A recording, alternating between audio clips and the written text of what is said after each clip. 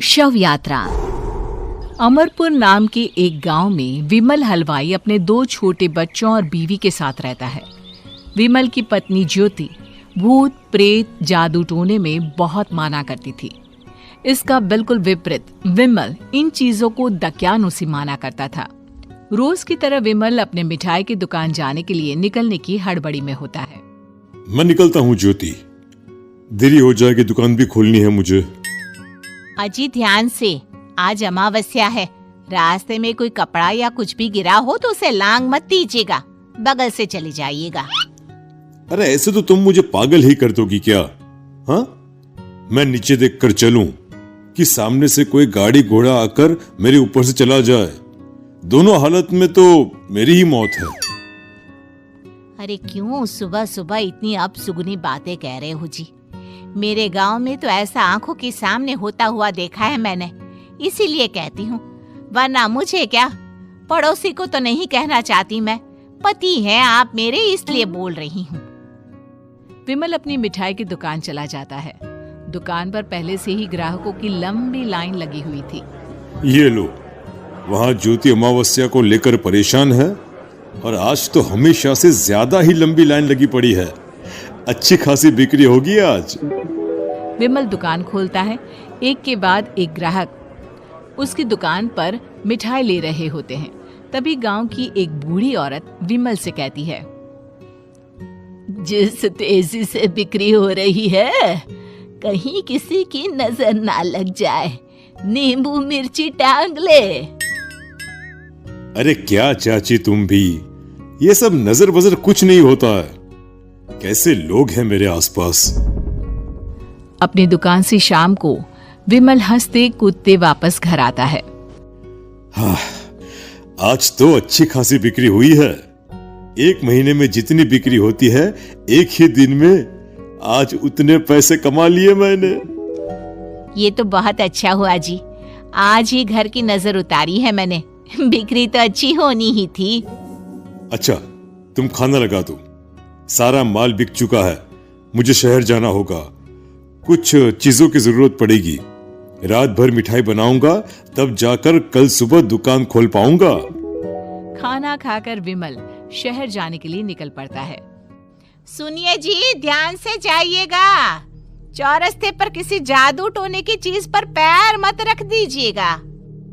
हे भगवान, हद हो गई ज्योति, ये तो मैं जा रहा हूं। विमल गुस्से से शहर जाने निकल पड़ता है। रात का काला घना अंधेरा, चांद की एक भी किरण ना होने के कारण अंधेरे में कुछ भी देख पाना मुश्किल था। जंगल के बीच के एक अधकच्चे रास्ते से विमल जा रहा होता है। चारों तरफ गुफ अंधेरा और सन्नाटा सुनाई दे रहा था, और सुनाई दे रही थी विमल के पैर के नीचे आ रहे सूखे पत्तों की आवाजें।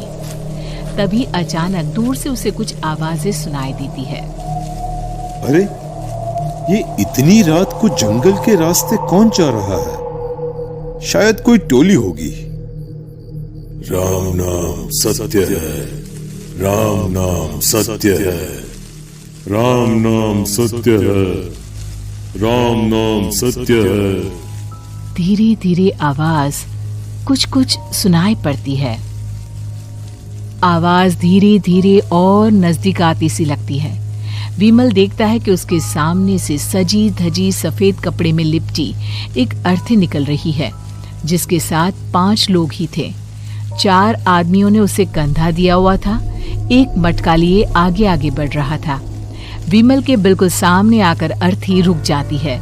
उसमें से एक आदमी विमल से कहता है, अरे भाई, जरा अर्थी को कंधा लगाना, मैं बहुत थक गया हूँ, बड़ी मेहरबानी होगी। हाँ भाई, कंधा तो मैं लगा दूं, पर रात को 12 बजे ये शव यात्रा, इस समय कौन अर्थी ले जाता है? तभी विमल को ऐसा लगता है कि शव में से आवाज आई, ये आवाज। मजबूरी है भाई, आप कंधा दीजिए, मैं रास्ते में सब बताता हूँ आपको। विमल अर्थी को कंधा दिए चल रहा होता है कि उसे ऐसा लगता है कि हाथ में मटका लिए जो आदमी शव के आगे चल रहा है उसके पैर उल्टे हैं। क्या हुआ भाई, हकला क्यों रहे हो? वो आपके साथी के पैर उल्टे। विमल अपनी बात पूरी भी नहीं कर पाता कि वो देखता है कि उस आदमी के पैर तो सीधे ही हैं। अरे नहीं, कुछ नहीं, मुझे शायद वहम हुआ होगा। धीरे धीरे सब आगे बढ़ रहे होते हैं। तब विमल को अचानक लगता है मटके में से एक हाथ बाहर आ रहा है। विमल घबरा जाता है। इसके पहले वो कुछ बोल पाता, कल्लू कहता है, मेरा नाम कल्लू है। हम 6 दोस्त थे, जिसमें से एक को तो तुम सोया हुआ देख रहे हो। इतनी पक्की दोस्ती थी कि जैसे हम सब सगे भाई हैं। पर किस्मत का कोई क्या कर सकता है। आज से 4 साल पहले एक नदी में हम सब नहाने गए थे, जिसमें डूबकर राजेश की मौत हो गई। किसी मजबूरी के कारण हमें उसकी अर्थी को रात को ही शमशान घाट ले जाना पड़ा। हम 5 उसे ले जा रहे थे।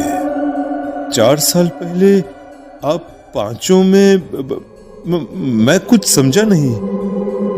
मंकू अपनी गर्दन पीछे घुमाकर अपनी आंखें बड़ी बड़ी कर बीमल से कहता है, अरे भाई, पूरी कहानी खत्म होने दो, फिर बीच में बोल लेना, ठीक है? तभी रास्ते में एक हादसे में अपने दोस्त के साथ हम सभी मर गए। वो सामने देखो, हमारा दोस्त। बीमल सामने देखता है। उसे दिखता है कि एक ऐसा आदमी जिसका शरीर कई जन्मों से पानी के अंदर रहने के कारण सफेद पड़ गया है। उसकी आंखें बाहर की ओर निकली हुई थी। फिर ये अर्थी किसकी है?